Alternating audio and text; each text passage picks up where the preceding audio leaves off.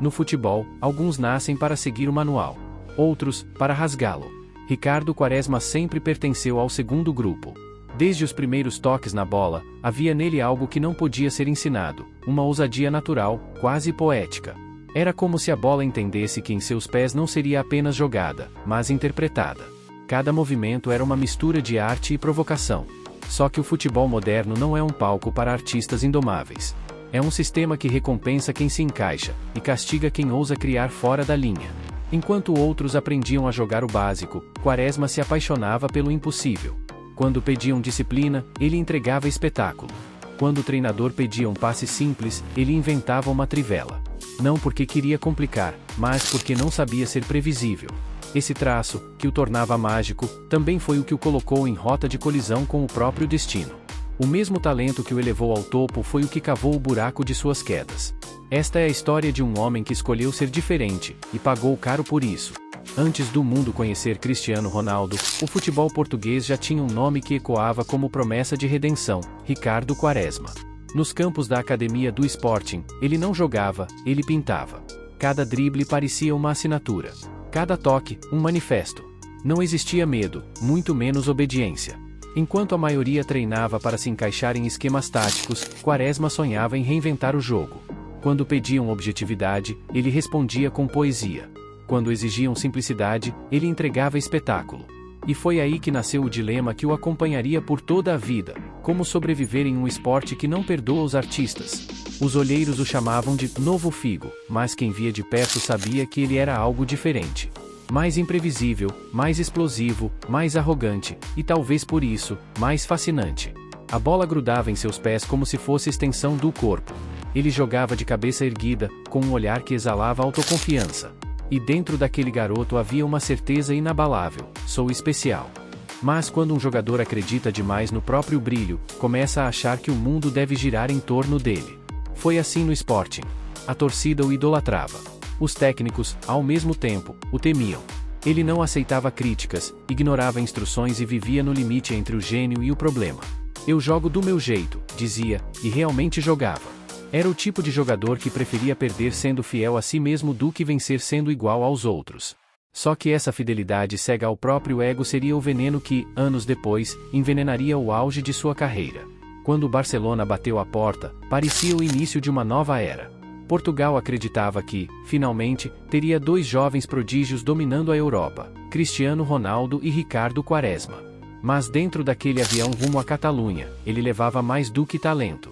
Levava também a convicção de que não precisava mudar, de que o mundo deveria se adaptar ao seu estilo. E é aí que mora a ironia: ele foi parar no clube que mais exige adaptação. No Barcelona, onde o coletivo é tudo, o individualismo não tem espaço.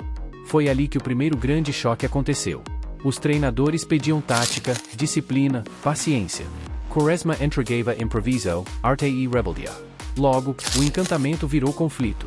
A imprensa o criticava, dizendo que ele jogava para si mesmo. E talvez tivessem razão. Ele queria ser lembrado, não integrado.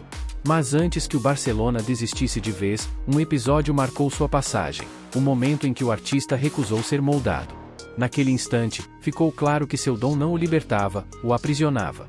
Ele acreditava estar no palco perfeito para provar que era um gênio incompreendido, mas a realidade o atingiu em cheio. O clube não queria um artista, queria um soldado tático. E Quaresma não nasceu para obedecer. Frank Rijkaard, o técnico da época, enxergava o talento, mas também via teimosia. Enquanto Ronaldinho se adaptava e encantava, Quaresma se irritava e se fechava. Quando o técnico gritava, ele se calava. Quando o time precisava de simplicidade, ele respondia com efeito.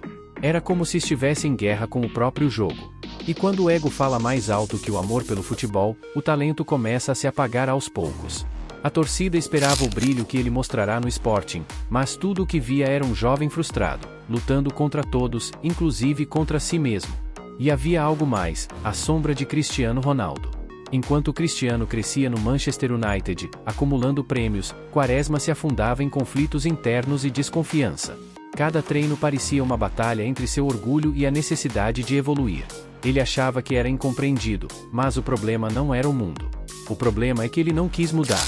E o futebol não perdoa quem se recusa a evoluir. Quando o Barcelona percebeu que não conseguiria domá-lo, a porta se fechou. Ferido, ele voltou para Portugal. Mas em vez de se esconder, decidiu se reconstruir.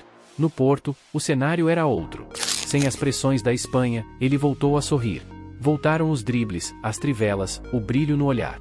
O estádio do Dragão virou palco de redenção. Por alguns anos, Quaresma voltou a ser o que o mundo esperava, um artista. E o mundo, mais uma vez, se rendeu. Mas a história parecia condenada a se repetir. O mesmo comportamento que o destruiu no Barcelona começou a surgir novamente, disfarçado entre aplausos e lances geniais. A autoconfiança voltou a se transformar em soberba. E, como sempre, o futebol estava pronto para testá-lo mais uma vez. O novo desafio tinha nome e peso: Inter de Milão. José Mourinho o queria no elenco. Para Quaresma, era a chance de provar que ainda podia brilhar no topo. Para Mourinho, era a tentativa de moldar o talento rebelde. Mas o encontro entre o especial e o indomável resultou em guerra. Mourinho exigia tática, compactação, sacrifício. Quaresma respondia com dribbles, improviso e liberdade. Nos primeiros meses, o conflito explodiu. Em público, Mourinho o criticava. Nos bastidores, Quaresma se calava, e se fechava mais a cada dia. O ego voltou a falar mais alto.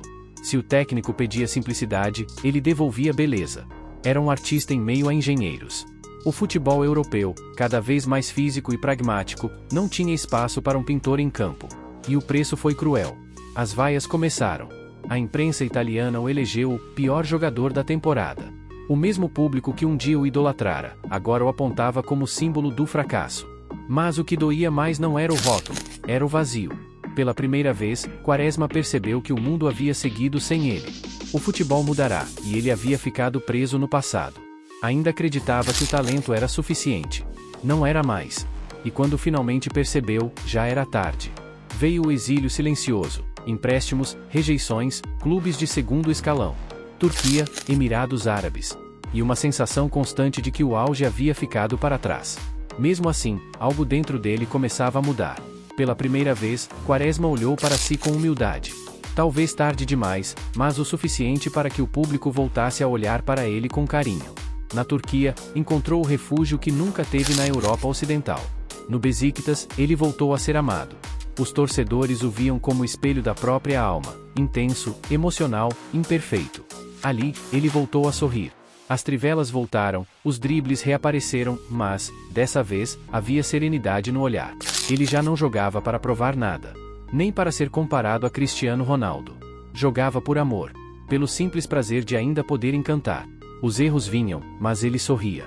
Como quem entende, enfim, que ser diferente não é maldição, é destino. E o destino, caprichoso como sempre, o recompensou. Em 2016, com a camisa de Portugal, Quaresma viveu o que muitos achavam impossível, foi herói da Eurocopa. Marcou o gol que levou o país às quartas de final, e viu, do banco, a seleção se consagrar campeã da Europa. Foi o perdão do futebol. A consagração do renegado. A redenção do artista que finalmente encontrou paz entre o dom e a razão. Mas mesmo naquele instante de glória, havia um silêncio no olhar. Como se soubesse que aquela conquista não apagava o passado, apenas dava sentido a ele. Ele nunca seria o melhor do mundo, nunca teria a regularidade de Ronaldo, nem o status de Messi. Mas talvez isso nunca tenha sido importante. No fim das contas, Quaresma foi o que sempre quis ser, autêntico. Hoje, quando se fala em Ricardo Quaresma, o debate é inevitável. Uns dizem que desperdiçou o talento. Outros, que teve coragem de ser fiel a si mesmo. E talvez a verdade esteja no meio. Porque Quaresma não foi um fracasso, foi uma lição. A prova de que o futebol também precisa dos que desafiam o jogo. Dos que jogam por arte, não por glória. Alguns entram em campo para vencer. Outros, para deixar uma marca. Quaresma escolheu o segundo caminho. Pagou caro por isso, é verdade. Mas talvez, no fim das contas, tenha sido o único que realmente jogou com o coração de um artista. E aí, o que você acha da trajetória de Ricardo Quaresma? Foi um gênio incompreendido ou um talento desperdiçado? Deixe a sua opinião nos comentários, curta o vídeo e se inscreva no canal. Um grande abraço e que Deus te abençoe. Shalom.